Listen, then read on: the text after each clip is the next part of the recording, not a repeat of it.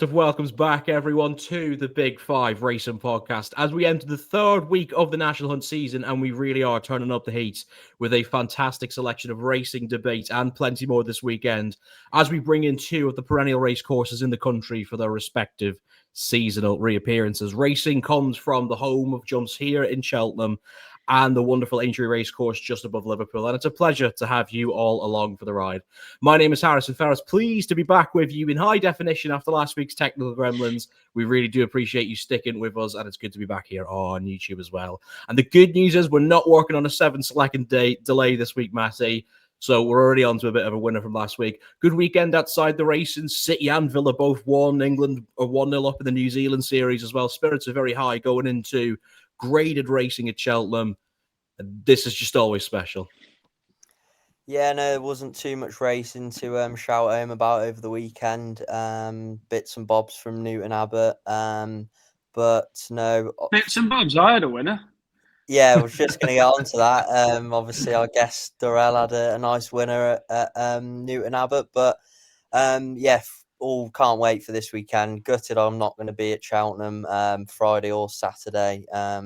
Just busy both days, unfortunately. But yeah, no doubt I'll be following from the phone or the TV. Absolutely. You'll notice that we do have a fourth box this week, and it is an absolute pleasure to welcome back friend of the podcast, I suppose, Tristan Durrell here to help take us through the racing this weekend from Cheltenham and Aintree. Tris, fantastic, and thank you for coming back on. Like you said there, not just in good spirits for ourselves, but you're back in the winners' enclosure. Some great racing coming up for you in the week and then afterwards. Just kind of take us through what your week is going to be like, but also like having racing back at Cheltenham, how important that is for everybody really in the weigh-in room. And even though the racing's nothing spectacular, it's always something to look forward to, and it's always probably on the calendar. Yeah, it's great to be back on the podcast. Thank you very much. It was good. It's good to have a winner at the weekend. Things are going well. I've got a busy week ahead. And I'm looking forward to going through Cheltenham this weekend and see if we can pick some winners. Fingers crossed. Yeah, we've not got off to the best of the start. The only one that really has is Carton. Maybe your gravestone quote this, and something I'm utterly biblical in agreement with, is it can be the champion hurdle or it can be pony racing that I've been guilty of attending. It's a day out at Cheltenham, and at the end of the day, that's just as good as it gets. Yeah, definitely. Yeah. Couldn't agree more. Nothing better than being at Cheltenham. It beats being at Worcester and your Stratfords and that. So yeah, so it's not a great champion card, but it's better than the summer jumps, I guess. It definitely is. We are going to now turn it up a gear big time. Not really too much to talk about from last week. There wasn't anything of highlight and nothing that we'll kind of come back to, I'm sure, at the end of the season. So what we are going to do this week with the racing being as good as it is we're going to jump straight into this thing. 5 races to take you from the 2 race courses, like we said, through the entire weekend. And we start really in the big time, to be fair. It's the first graded race of the season here at Cheltenham Racecourse. The 3 o'clock on the Friday is the odds checker novices hurdle to grade 2 over 2.5 miles, a furlong. We have a very strong and continually backed favourite here at the top of the market. Is the first bit of French of the season, Matty. Un Son à la Vie at 7-4. Leeds Fortune de Mer. Both of them have had a run already this season. Of course, the latter for Skelton, Jack Hyde, 13-2. Bigger prices about the rest. Matty, I'll come straight to you for this first one then. So Un Son à la Vie won last week. A couple of mistakes really in his hurdling, but wasn't really in that much of a danger. I don't know how impressive that was last week, but gets an opportunity quickly to back things up here. Was as short as 5-4 at one stage this morning, back kind of steadying off again. Would you be on this first favourite in the white colours for Nigel and Willie Twiston-Davies? I think so, yeah. I mean, like you say, it's very hard to know what he beat at Market Raisin. Probably not a lot, but he couldn't have been much more impressive the way he done it. And just based on the fact he's following the Potters Charm route of last year for the same connections, the Twiston-Davies team's absolutely flying at the moment. And I can imagine that this has been the plan for a while with this horse. Obviously, Fortune de Mer's a very good horse in his own right. But just listening to a few previews through the season, and Harry's said a lot about that this horse probably is going to be better suited to a bigger field handicap. And where there's a real good gallop on, and I'm not sure there's going to be that here. And he was very keen at Utoxeter last time, so I just think on what we've seen so far over hurdles, I'd stick with the Tristan Davis horse, but I think they're two very nice horses, and Fortune de Mer is definitely going to be winning good races this season. Yeah, it's the same situation as last year, isn't it? Where it's Skelton against Tristan Davis in these early novice hurdles. Tristan, I don't want to use you as a mole, but if any insight is there for Fortune de Mer from what you've seen, I have always been under the impression, it wasn't so much the case last year, but in years gone by, I've always wanted to just give Dan's runners the first time out, and then I'm happy to back them. It's very similar with Willie's and Ireland. Is there a chance here that Fortune de Mer can come on from the bit of a disappointing run last time, in your opinion, or have you gone elsewhere for your novice hurdle here? Yeah, I think he will come on from it. I've actually been riding him since he ran at Utoxeter. It was disappointing to see him keen again like that. I just wish he'd relax. I know he's got it in there. I know he's a good horse, but he needs to just learn to relax. And like Matty said, probably will suit a hard run handicap in a big field more than this. But at the same time, I do think the Tristan horse will go a good gallop, which will help. And again, onto the horse of Tristan's. It wasn't the strongest of races it won at Market Raisin, but it didn't stop it being impressive, did it? So look, I think it's between the two of them anyway. I couldn't trust our horse enough to say I think he's definitely going to win, but I think you'll see an improvement from Utoxeter. There we go then. So good comment for the top two, and you think it'll be between those. You'd very much expect him to come on from that run at Utoxeter. Carl, can you split these two? I mean, I think, was it Volgrand and Potter's Charm this time last year was the two that went at each other, and Volgrand got the better that day, and he looked for all the world like he was going to go on and improve, but Tristan Davis has seemed pretty confident on this favourite. Well, the race last year was won by Gail Marler. The race last year, the favourite was Gail Marler, and it was won by Volgrand. So it's obviously clear that Dan Skelton knows what it takes to land this Grade 2 prize, and he'll be thinking already about the championship and getting horses to pick up valuable prize money early on in the season. Like Matt and Tris said about the horse being keen, I think obviously this is a much better race than the race at Utoxeter, so hopefully they do go that little bit quicker, which will allow him to settle a lot better. I do think at the prices, I'd much rather back the Skelton horse. Gail Marler was a odds-on favourite for this race last year, and that got stuffed by obviously a Skelton winner that day. So at the prices, I'd much rather back Fortune de Mer at 11-4 than the Tristan Davis horse. Yeah, I can understand why you would take the price there. Just if I could come back and if I could force you to pick one, which one would you go for?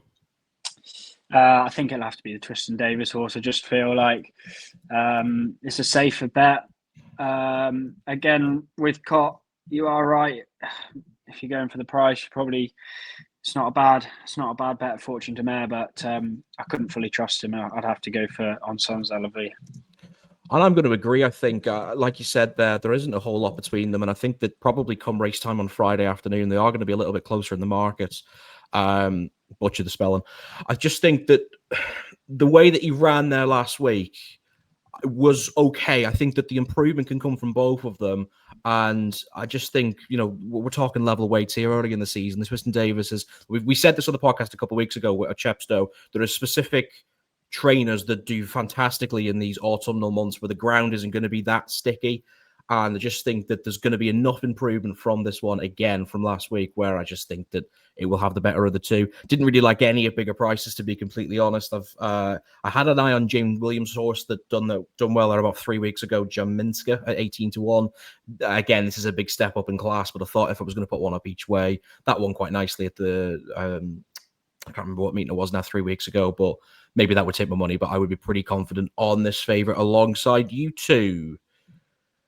Getting on to the Saturday action then from Cheltenham. Some very, very good handicap racing to take you through from the start here. The 220 on the card is the William Hill best odds guaranteed handicap chase over 3 miles and a furlong.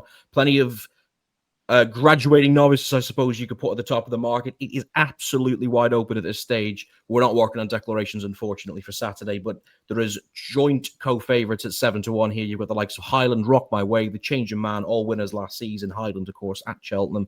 King's Threshold, 8-1, and bigger prices about the rest. They're tricky to break down, these races, Matty, but, it's a 7-1 the field handicap. So if you can find the winner here, you're obviously having a fantastic Saturday. And there were some good performances here. Maybe Highland's the one to pick out because he won. I think it was at the November meeting last season. It might have even been at the October one as a novice. Nicky Henderson is pretty confident on his lads.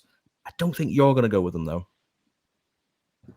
Not for me. He's a great horse, and I like him. I'd be keen on him for the Hennessy. I think that's where he's going to end up, and I'm slightly aware could this be a bit of a prep run for that. Although he does love, he loves it around Cheltenham, so you couldn't completely write him off. But I thought the Hennessy would be his big target.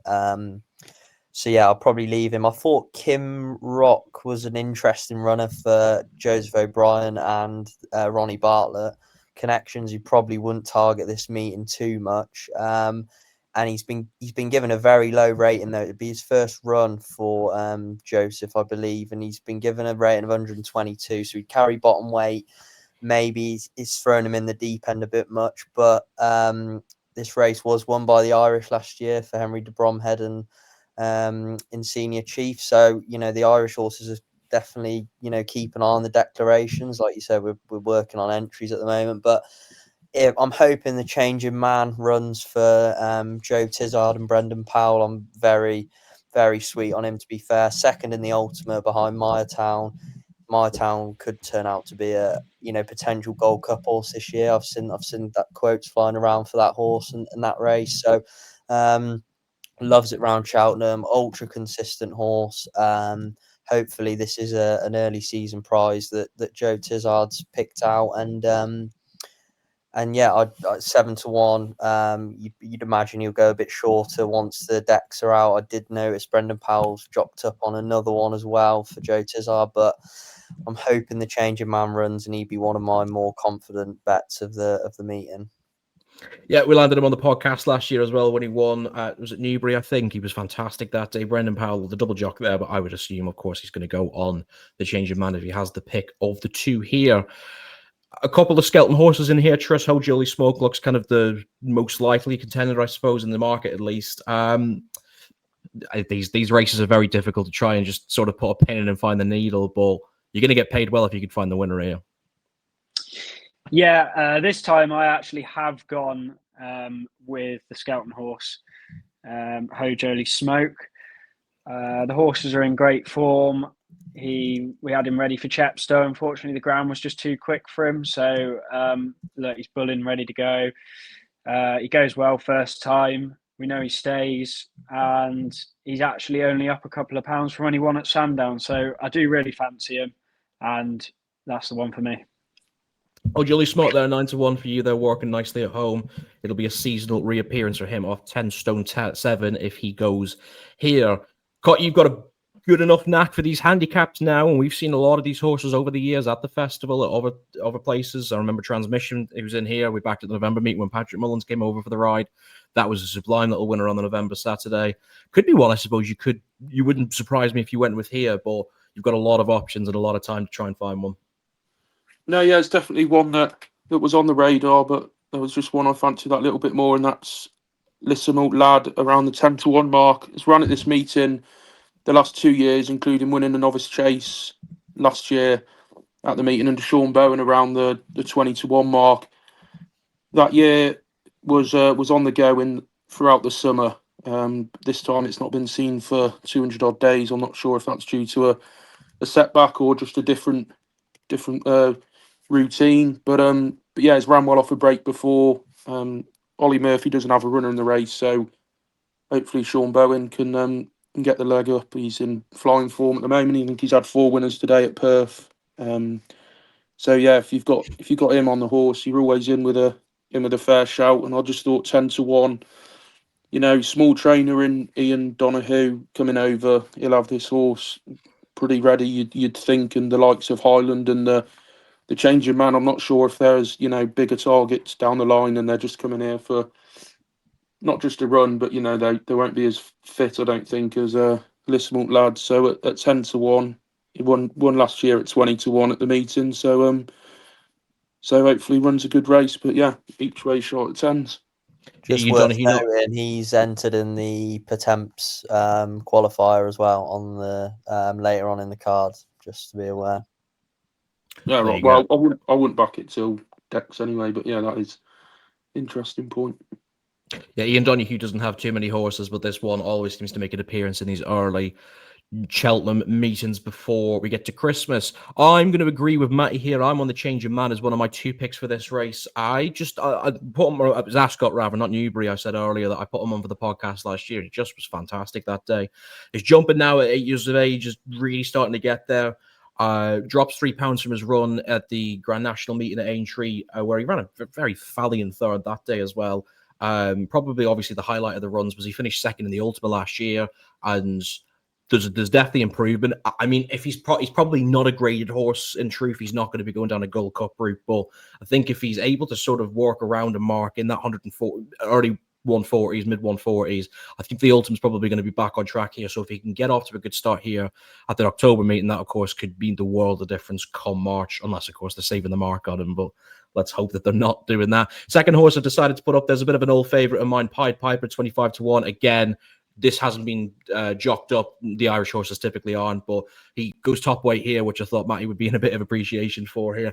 He's one of the old lads in the sport, isn't he? I mean, he's always bounced between hurdling and chasing, and they seem to want to go down that route with him this time round. He made a reappearance there at Tipperary a couple of weeks ago where he was third in a race that Gold Dancer, who is one of Jigginstown's absolute stars for this season, under tutelage of Willie Mullins. So there wasn't too much to look into there, but I think he's going to dust the cobwebs up there. Yeah, 12 stone's always difficult at Cheltenham. It's not something I like doing particularly often, but I think that he's got a bit of a chance here at a price and can hopefully land a very nice each way pot for myself.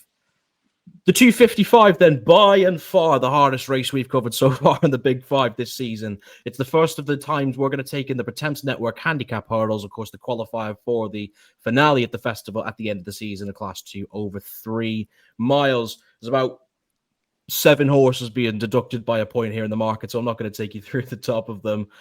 Tris, I'll come to you for this one first, and I'm sorry to do that because these races are always very, very difficult to try and find the winner in. I'm not sure if you've ever ridden in any of these qualifiers before, but the hard thing you're trying to do is the majority of the time you don't really want to find out what's going to win. You're trying to figure out what's going to come fourth, sneak in for the qualifier, get a cheeky weight, and then have better chance in March. So this is tricky. Yeah, I won't be able to pick you a winner for the final already, but I'll give it a go in this one. Yeah, I actually struggled to try and find a winner in this. Marchand 2, obviously, is up there in the market. He likes the ground. We know it stays. I think that's got every chance. But one I did pick out that was a big price and I thought would be worth an each way bet was Doc McCoy. It's been running all summer. It's fit. Hacked up at Warwick. And I liked what I saw there. So yeah, I'm actually going to go for Doc McCoy each way. Yeah, nice price there. And like you said, it's dusted the cobwebs off there. So it's been running some really good races there. 3 of its last 6 has managed to find the winning post. Hopefully could do it again there for you. Back to yourself then, Matty. I mean, these are always difficult because you've got Irish horses coming over that won't be afraid to win because they won't care because the British handicap is going to spike them up anyways. Some good English horses that are fresh enough, like Tris's tip there. So it's a bit of a mixed bag, really. Yeah, really, really tough. Yeah, I'm going to go with 2 in the race, 1 at a big each way price. I'll mention first. I thought Electric Mason for Chris Gordon and Freddie Gordon gets in off 10 stone 8. Freddie will claim 3, so it's carrying next to no weight. Showed nice form last season, beat Lawrence Bay, who's no slouch, a horse of Jamie Snowden's. In a maiden hurdle, and then chased home the New Lion twice around Newbury, not beaten all far in either runs, and gets in here off 128. You know, like to think there's a bit of a bit of wriggle room with that handicap mark. And I like Chris Gordon when he targets handicap hurdles. He's very good at placing his horses in the bigger hurdles. Like you say, he might just be hoping to get in at a place, but 25-1, you'd hope you'll get 4 places with most bookies. So I think he's a massive price. And then one that I'd go for more of a win purpose would be Long Draw for Ollie Murphy and Sean Bowen. We've spoke plenty about Sean already on this podcast this season, so won't say too much about him. But Ollie himself is flying. Horse likes Cheltenham. Good ground's going to be fine. Stays the trip. He's already quite highly rated on terms of the handicap. So, like, we go back to, is this the target? Potentially not, but the way that Ollie started the season, and Sean as well, you can't help but look twice when you see one of theirs near the top of the market. So yeah, they're the two for me. I did think Prince Zaltar was very interesting. Won nicely on debut for Dan Skelton, and I know the shrewd connections, the owners, and looks like he's going to get in here off absolutely no weight. So be interesting to see how he got on. But yeah, I'll just take my 2 selections that I've mentioned for this race. Winner at the April meeting last year, Long Draw as well. Very nice handicap there. I'm surprised, Tristan, that you didn't come back to Prince Zoltar there, because I can't recall many times we've seen a Dan Skelton horse like this off an absolute featherweight that they're not really going to have to do any plotting with, because he's still got so much to find. And maybe that's the problem. Does he need to show you more? He's 119 here. He's given a hell of a rating away to some of the big boys. He's given a lot of weight away, isn't he? Depending on what runs he's out the handicap at the moment. But personally, on that level, I haven't had a lot to do with him at home. But I like what I saw at Newton Abbot. I don't think he was 100% that day fitness-wise, and I think he could improve from it. So I haven't picked him, but I do think he's got every chance, especially each way. Yeah, I just want to keep an eye on there, folks, at the weekend. See if there's any money comes for that Prince Zoltar. 10-1 each way to Anne Skelton, low weight. You don't see that all too often. We've gone through a good half of them there, and I mean, I couldn't try and predict what you're about to say, because there's just so many unknowns with these races, and I wanted to put this in as a good challenge, because if any of you find the winner here, then you're flying for the rest of the day, aren't you? But this is a £10 each way race, and just hope for the best, isn't it? Yeah, I'm agreeing. I agree with Matty. I think long draw at 8-1 is probably a good shout. You got with Cheltenham, course form is key. It's run 3 times at the course. It's won twice. It's come second once. Time he came second was over 2 mile 4. Both his wins are over 3 mile, which is the trip on Saturday. Like Matty said, the ground will be fine. Said earlier on that the trainer and jockey are in flying form. The only slight issue is it's £10 above its last winning mark. So, is the improvement there, first time out, or will it come on for the run or not? That's the question mark with a lot of horses around this time. So you've always got to tread carefully, but course form and jockeys, and I think especially this time of the year is something that you've really got to look into. And he ticks a lot of boxes for me, so I'll go a long draw win at 8-1 instead of each way. There you go, straight in with the nose there. Then I think of the domestic challenge, that is probably the most likely, and I wouldn't put anybody off Long Draw. Was very good at the April meeting last season, and has looked like this would probably be a nice campaign for him. And I suppose if Ollie Murphy's going to get a winner at the festival, he's going to have to go down the handicap routes. But there's no reason to say this horse couldn't win now, qualify, and then obviously get himself into a good position in March. I just thought there was just a couple of good Irish horses in here, and I ended up on Quantum Quest. First time I'm going to back the double green of Munir and Suede for the season. Henry de Bromhead's horse there has already got back-to-back wins throughout the summer, so fitness is obviously on his side. Wins there at Kilbeck and Roscommon, both in handicaps. Stays well. I think he's going to get up the hill quite nicely. I think, again, just about sneaks in here. He's 10-7 at the minute. Darragh Keefe's not jocked up, but I'm sure that'll change, hopefully, in the next couple of days. Don't have a really strong opinion on the race, to be completely honest, but I thought 11-1 each way. It might just take a bit of money. Like I said, it's hard with these races, because if they don't win, then they're not trying to get second or third. They're trying to get on the easiest way to qualify without actually picking up the race. But I think Quantum Quest is possibly one that could pick up some place money at the very least, and hopefully get a nice each way return there in the qualifier. Final race, we are cracking through these like you wouldn't believe. The final one from Cheltenham. We're going to take you straight through the Saturday as well. The 3:30 on their card is the Masterson Holdings Hurdle. It's a 2.5 mile race. It's a Class 2 event for the 4-year-olds. One at the top of the market that we've been on quite a few times on the podcast. Give it to me, OJ.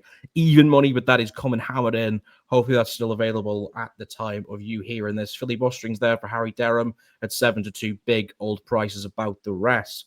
Caught, gonna roll right back to you here because Give It To Me OJ is a horse that we've had a couple of times on the flat. Me and you, he won the Jumps Derby at Epsom, and then he won again. He backed it up, so he's been keeping fitness on his side. But then you go back to his Jumps campaign from last year. He picked up a nice juvenile race at Newbury, won then on finals day at Sandown.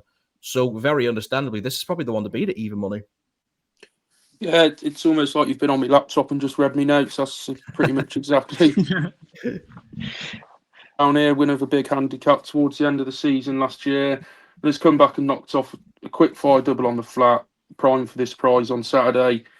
Like I said earlier, fitness and this time of the year is key. And Gary Moore's a shrewd operator. He'll have this horse pretty much ready to go on Saturday, and I think even money is that's the banker of this Saturday, isn't it? Looking at the card, So yeah, I'll put that up at even money, but apart from that, I don't like anything else in the race. I don't tend to jump in here all too often, but I'm just going to get mine straight in there and agree with Cott because I've been really big on this horse for a while now. Not too sure if I may get my nap yet, but definitely would be on the Saturday card from what I've gone through. I really like this horse. I had him at Newbury in a big 6-timer there just before Christmas last season. That literally paid for the presents, unbelievable. And then he reappeared. I was gutted I didn't put him up for Sandown because he won at a big price and I knew he was good enough.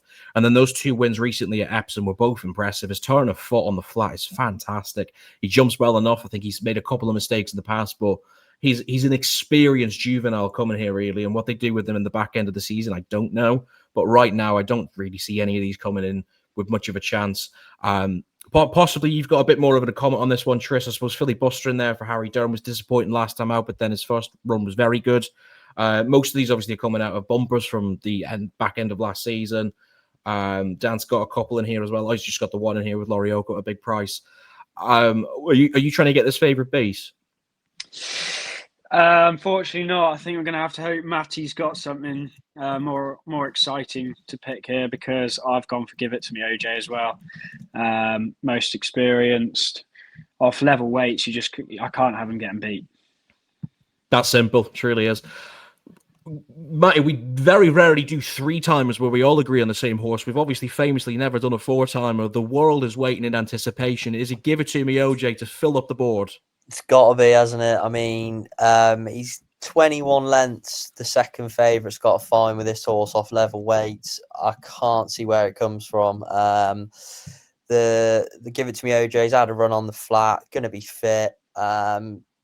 Gary, the only concern, Gary Moore's horses sometimes are not the best jumper, but this horse actually seemed to jump well last year. Can't see any problems. I mean, if this is evens on the day, it won't be. I wasn't too gutted about missing this meeting, to be honest, but one moment I will miss. I can imagine between the lot of you that are there on Saturday, there'll be an awful amount of cash going up to a bookmaker's when this horse is even money, if it is even money, because this will be an absolute lump job from you and from Cott and Rye, etc., etc. It won't be even money on Saturday. I can promise that personally. It's just too big.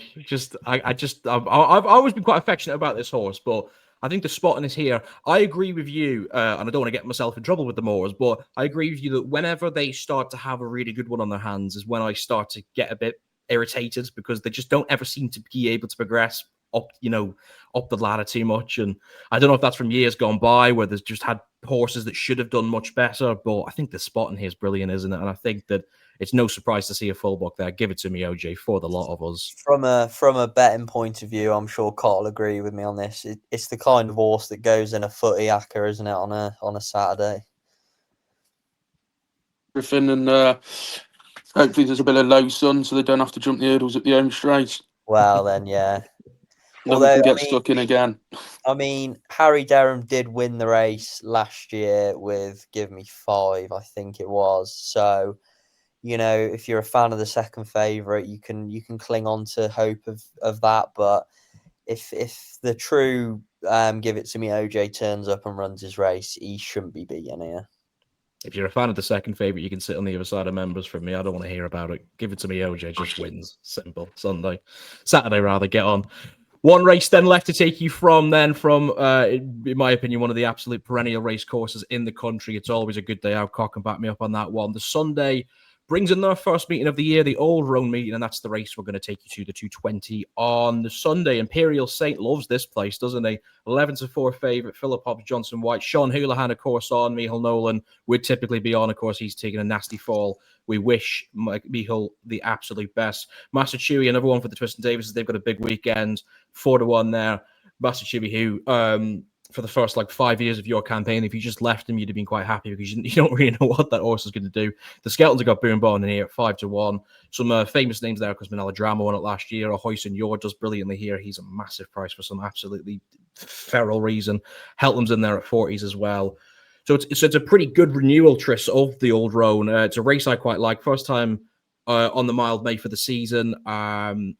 You're not looking for a Grand National contender over 2.5 miles here, of course, but you're looking for something with a bit of speed. Doesn't look like there's going to be a lot of rain, unfortunately, in Liverpool for the next couple of days. So you're looking for good ground horses, which is always a pain with early National Hunt types. But I mean, I don't know if you're going to be 100% on the top of the market here, but I'll be interested to see where you go for the Old Roan. Yeah, you mentioned Master Chewy there. You know, it's an obvious one to fancy. But I am going to stick with my team. I'm going for Boomborn. He's an improved horse. He goes well first time out. We know that. And we know Dan knows how to win that race. He'll like the good ground. I fancy him, and I'm sticking with my team. Boom Bond there for you at 5-1. Heltman, I think you've ridden Heltman a couple of times, haven't you? He's only at 40-1. He wouldn't mind the good ground, would he? Yeah, he doesn't mind the ground. I'm not sure if he runs yet, but if he does, hopefully I'll be on board. But the obvious one from the stable is Boomborn, and I think he's a good price at 5-1. There you go, nice price there at 5-1. They're 11 stone 3 in this limited handicap field. Cott, I'll leave Mike to last year. Cott, Imperial Saint is a very good horse, and Aintree, he seems to be a very, very good horse. He's won off big weights there a couple of times. He only has to do it off 10 stone 8 here. I think he won this. I think he won this race last year, didn't he? Or he's done very well over the mile May before previously.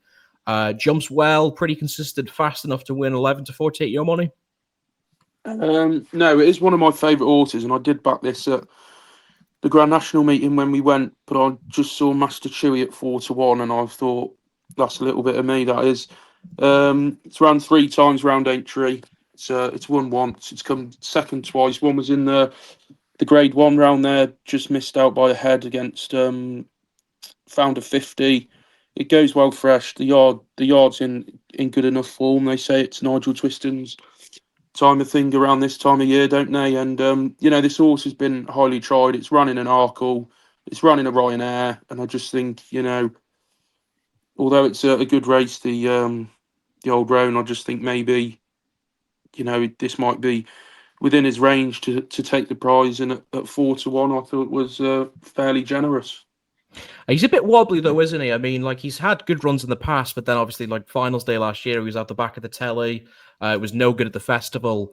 I mean, yeah, he was no good at the festival, but then it's not the Ryanair on Sunday, is it? I mean, the prize reflects how he ran in the Cheltenham Festival. But if you have Master Chewy would be one of the better horses in Nigel Twiston Davis's yards. So I get that they're throwing it in the big races, but they probably wouldn't have thought they'd just throw it in for no reason in them races. So he does like to clout one on the way round. But if he can put a decent enough jumping performance in, I think the 4-1 might look a bit silly.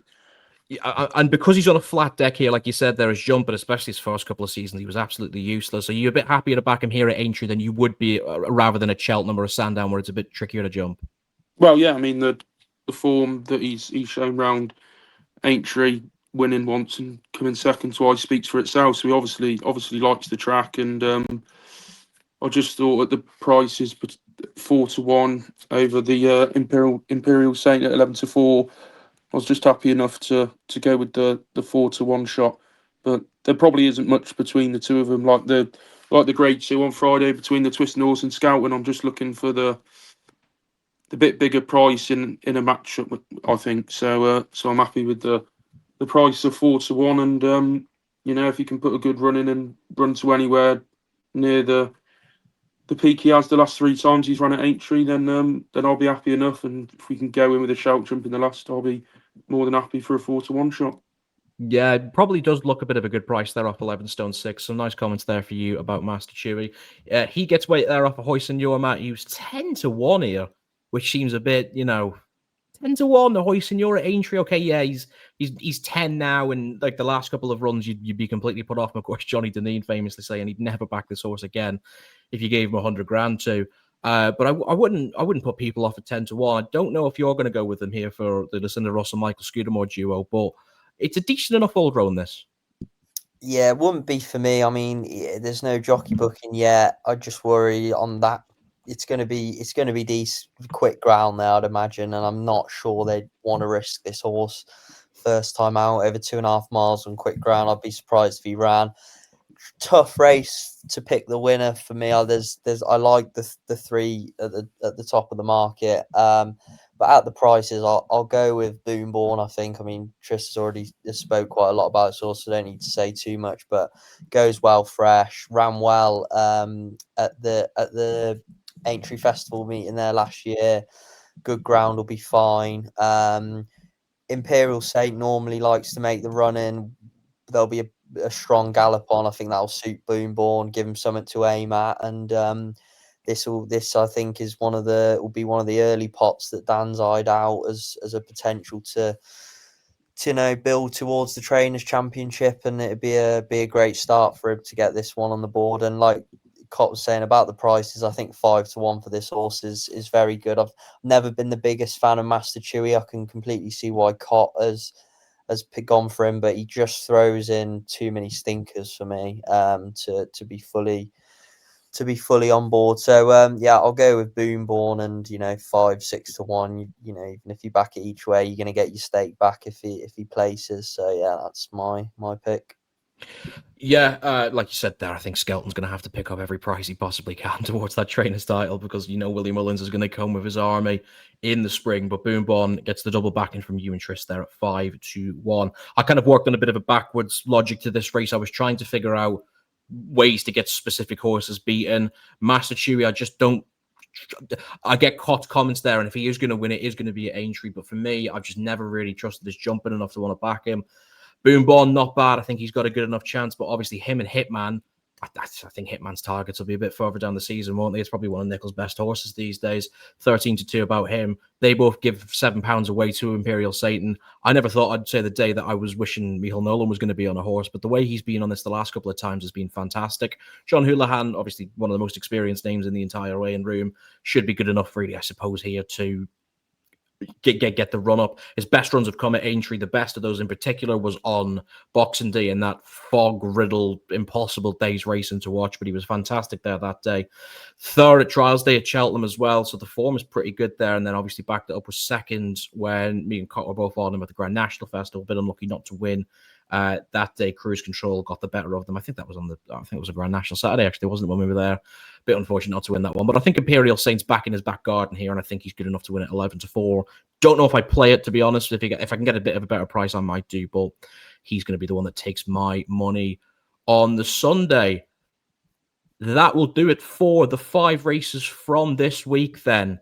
Really nice selection there, of course. Great to have racing back at Cheltenham. And we go now to our nap of the week selections. Best bet of the week, and wherever you're going to go, Britain, Ireland, America, France, Germany, you pick it. Hopefully it wins. It didn't go very well last week, unfortunately. Croke Park's a useless donkey. Might just give up on him now whilst I can. Hopefully he comes on for the run whenever he goes to Down Royal in a couple of weeks' time. Who do I go to? Cott, you're probably the only definite hope I have of one of us back in a nap of the week here throughout the entire 7-day campaign to come ahead of us. So I'm interested. Where have you gone for yours this week?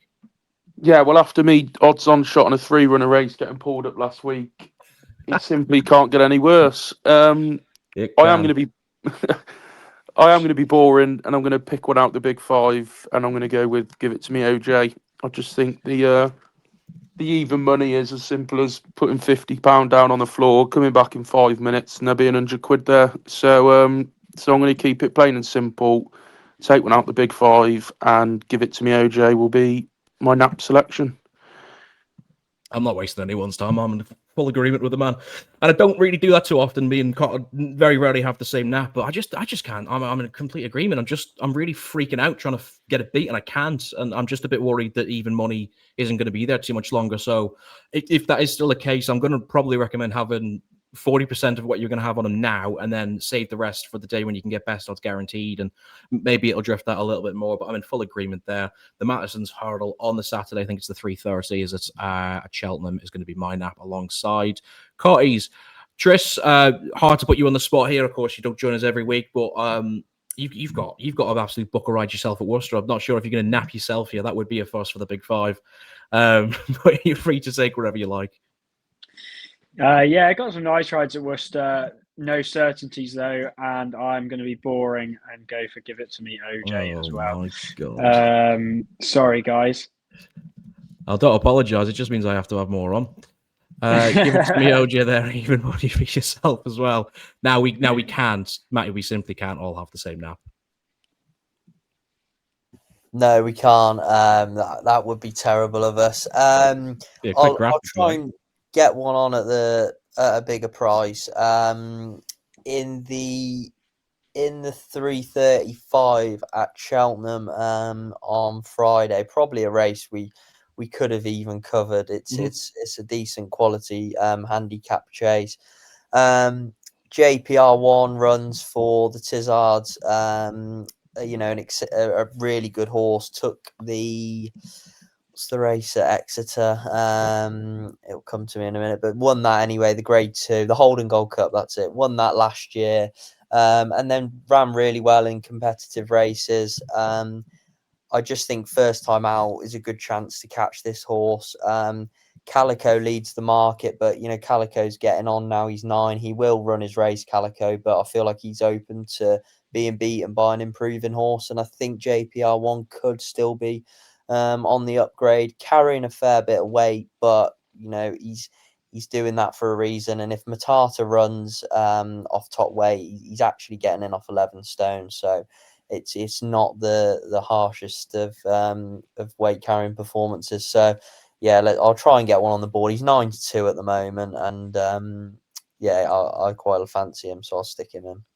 Yeah, I think Matata's probably been cut out the weight too, really. I like him, and obviously jumps. What he's going to do. He's going to bowl along over 2 miles, but I think 12 stone's very difficult to back around this place, and I don't like doing it too often. JPR1 there for you. Won the early race at Exeter last season. Surprised that's not the main target for him, to be honest, in the first part of the season, but trying to get one on the board here at Cheltenham for you, 3:35 on the Friday section of the card. It would have made sense for the host to have done this beforehand, so we're not doing it live because he didn't check, but I was just wondering if anyone had any Cheltenham choices they wanted to put up this week. I don't, but if there's any free will to scream at me, go ahead. No, not for me. Not for me this week, not after the one I put up last week, Derry Ass and Paddy. It turns out this week I've seen Michael Scudamores mentioning the Brown advisory, so I could be wrong, but the dream's still alive anyway. We're early enough in the season. I'll just flip out what you said. Don't worry. I'll edit it so you said the Brown advisory come March, and if it wins that, then you've got to, whatever it wins, you've got a guaranteed winner on the board. Just to win at the festival, you should have had that bet on. Yeah, that's what I should have said. Yeah, 100%. Just to win at the festival. Yeah, wins at the festival. I like Lossy Mouth to win at the festival. Tris, I'm not gonna put you up for anything, but you don't have to put this up as a selection. But if you were gonna have one bet for the festival today, who would it be on at the prices of the entire meeting? I'll give you one. Jasmine DeVoe, I think. I like it. Got a good chance in the stayers. Obviously, he's shown us what he's made of. Willie said himself, he's not the finished article last season. His jumping can improve. There's a lot that can improve, and I'd love to see what he really is if he can improve with his jumping. And I think he's a stayers type, and that's I can't see past him if that's what he's going to go for. Yeah, well, he proved that last year, obviously, as a novice over the 3 miles. And I've obviously, there's been so much talk about Ballyburn might be going down that stayers route. And obviously, that's one of the perennial contenders for Willie Mullins, isn't it? But I think you're probably on the safer of the two there. And there's no reason. I think Jasmine DeVoe, if it stays over the hurdles, the only thing you want to do is probably see it jump a little better than it did, especially the early part of last season. It was a bit of a donkey, wasn't it? Yeah, like he wants to be jumping better, but it's one on that track, on that course at Cheltenham. It's a long run in from the back of the last. Even if its jumping does let it down, it's got the ability there that, as it's shown, that it can go and win. And yeah, so that's one for you anyway. Yeah, I like it. Very good chance there of being there whenever the time comes in the festival. And I think that's a very safe bet, to be honest. I've not made my mind up on the stayers hurdle. I think it's a bit too early yet. We'll see what Bob Hollinger decides to do with himself this year. But Jasmine DeVoe seems a very, very safe shout there for you in the stayers hurdle. We've got a little bit of time spare this week, so I wanted to bring in a return to something we did a couple of times last season before the racing really kind of kicks on, of course, after the new year. And that's a section, of course, the horse racing hurdles. And I mean, this is a bit of a sort of semi-controversial one, really, because it's gonna have already split opinions. The Jockey Club and Cheltenham Festival came out this week and declared a couple of changes that are going to come to the festival. They came out with the final schedule for the Tuesday to the Friday section of the card. Of course, whether that moves to Wednesday and Saturday in a couple of years' time, that's another debate we'll have down the line. But specifically for this, the main thing that they have decided to do is move the mares to the Thursday rather than degrade it from declassify it from a grade 1, keep it on the Tuesday card. They decided to switch it over to the new course on the Thursday. And by all accounts from Guy Lavender and the Jockey Club, that is the festival saved.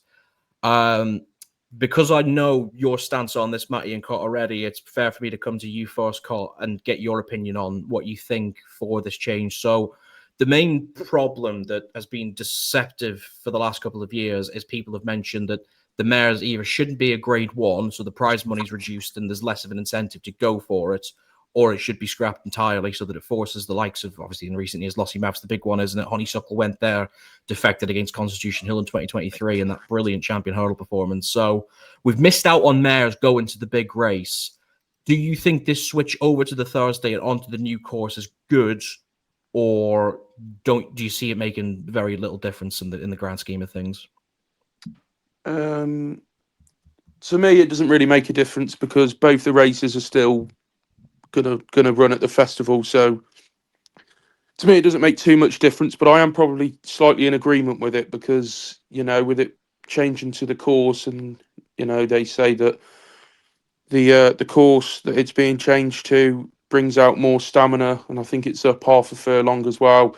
I just think the Cheltenham Festival, you want the best be the best. So I mean, if Lossiemouth ran on the Thursday and ran in the mares on the different track over the new trip, I mean, it would still win, but there might be a slight chance that Willie Mullins, if it was a 50-50, it might be a 60-40 now that Lossie will run in the Champion Hurdle. And as a racing fan, you want the best be the best. So I think maybe the change will maybe make Lossiemouth go to the Champion Hurdle. Maybe that's what they were trying to achieve. Well, it's almost a case of the Lossiemouth law. This, isn't it? The reason that it's been brought in recent years is because Willie's had too much dominance in it, and his horses have been finishing 1-2s too consistently. But the main thing is that I want to get onto you there is, what is it that you think is the main change from this that is going to entice the mares to go back into the 2-mile Champion Hurdle route? Do you think it's the fact it's going to be on the new course, or what is it that makes you think, oh, now they've done this, Lossiemouth's going to go to the Champion Hurdle? Well, it's just an extra half a furlong on a track that tests a bit more stamina. I mean, there'll probably be another Lossiemouth later on down the line in 10, 12 years, and there'll be another horse in the same situation. I mean, I think it's been a bit blown out of proportion, if I'm honest. It's not like they've completely scrapped it, or there's no rules. It's just changing day, and it's going up half a furlong. If Willie Mullins wants to run Lossiemouth in the mares, he would have done it if it was the Tuesday or the Thursday. Just think it might. There's just more of a chance now that Lossiemouth will go to the champion hurdle. I mean, to be honest, I don't really care either way if you want the honest truth. But it's like going from a grade 1 to a grade 2. I'm never going to have a runner in the mare's hurdle, so I'm not fussed about what the title is and what the prize money is. I'm going to watch the horses. So that's that. All right, so a bit indifferent there. The main thing you're obviously trying to grasp onto there is the idea that it's going to be on the new course. It's a bit more of a stamina-driven thing. No one better to ask the jockey this, of course. Tristan, I assume you've probably ridden on both courses now over the last couple of years, so you would have the best insight to this. Is it going to make a finite difference, the idea that you're now asking these mares to go onto the new course and go really hard for ground on 2.5 miles? The ground obviously chops up like throughout the week, as we've seen throughout the festival too. So it's making the race a bit more difficult from that perspective. But are you a bit worried now that the quality of the Tuesday's been quite dramatically reduced? No, look, the courses and the trip, it does make a major difference. Will it make a major difference to Lossiemouth? No. Lossiemouth, will it still win? Yes. And that's that. And if obviously we all want the most competitive champion hurdle we've ever seen every single year. And do I think it's going to change that? No, I think both races are going to be competitive either way. And like you say, Carl, I think it's been quite blown out of proportion. And yeah, obviously it's a big change and people are going to talk about it, but he's still going to have an unbelievable champion hurdle and an unbelievable mares. But if they want to run in the champion hurdle, they will, and that'll be that. A completely fair point. And what the one thing, Matty, that it's not doing is changing the actual 28 races at the festival. We're not getting something new. All that's happening here is the obvious natural changes. The plate switches to the Tuesday, the mares goes to the Thursday, the Ryanair's now the feature on the Thursday, which I think is probably a good thing. I mean, it's been just because of the quality, I suppose, at the minute that becomes the feature race on the Thursday, of course, alongside the stayers. But of course, the main thing that does do is the quality of the Tuesday now goes from 4 grade 1s to 4 handicaps, and that to me is a big problem. Yeah, and I'm going to come in from a slightly biased point of view. The Tuesday has been my favourite day of the festival since I started getting back into racing 7-8 years now. I think it's absolutely superb. I think the way it flows from the novices into the mares, into the champion hurdle is superb. And I think they've just taken away that. I mean, let's be honest, no one is going to be hanging around for the plate like they were for the mares hurdle. So in that aspect, I think it's quite disappointing. I just kind of think don't change what's not, don't change what's not broken, essentially. I think I've said that wrong, but you know what I'm trying to say. Close enough. Yeah. So yeah, I just think it's a little bit disappointing. The Tuesday's there to try and set the tone for the week, and I think you have those brilliant championship races on the first day, and everyone's hooked for the rest of the week. And I feel like Tuesday, out of all the days, I don't know if, again, this is being biased, but I think it's the purest racing day. I think you get the true racing fans there. And I feel like for those fans, they're just being slight, they've had a brilliant day turned into, it's still a great day, but not what it was. As you look at the Gold Cup day on Friday, I mean, Cot often doesn't go to that. I know a lot of other people that don't go because it's simply not quite the same. It's a lot of people there for the day out where you don't actually get your true racing fans. So yeah, just from a purist and a Tuesday fanatic or whatever, I was slightly disappointed by it. It's probably not going to stop me going to the Tuesday because it's I think, with the Champion Hurdle, the Supreme, the Arkle, I think they're 3 of the top class races of the week. But yeah, was slightly disappointing from when I read it. But that's racing, and there's people always trying to make changes for the good of the sport, and hopefully this turns out to be one. But yeah, we'll see how it goes. There's a lot I subscribe to you there with, and I'm not going to get too full left wing on this because until I've actually seen something in the flesh, I find it hard to pass judgment on. I'm assuming it's now going to really damage the reputation of what is the best day of the festival by an absolute mile, especially for us as racing fanatics. Like you said, the Friday's obviously got the Gold Cup, which is the highlight of the entire National Hunt season. But like you said, the crowd is different. I went to Gold Cup Day this year with my good friend Paul Nolan. We sat in the tent all day. I didn't want to go outside because the crowd was horrible. I remember Poneros won the Triumph and the place was just flooded. It was just insane. From the perspective now that we're moving a grade 1 to another day, what it does is it stacks the Thursday. The Thursday is so good now. You've got obviously the Mares Novice, the full Mares hurdle now, and you've got the Ryanair and the Stayers. The Thursday is something I'm really looking forward to.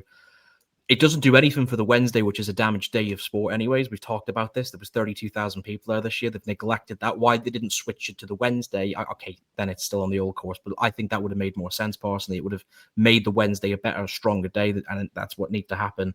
But from the Tuesday's perspective, I think it's weak. I just think the idea that this is one of the days that I look like the 3 days racing I look forward to probably the most all year is the Grand National, the Derby, and the Tuesday of the Cheltenham Festival. And I'm now trying to get excited for 4 handicaps. I mean, it just, something in the back of my mind tells me this isn't going to work properly. If it defects Lossiemouth and others to the Champion Hurdle, great. It won't.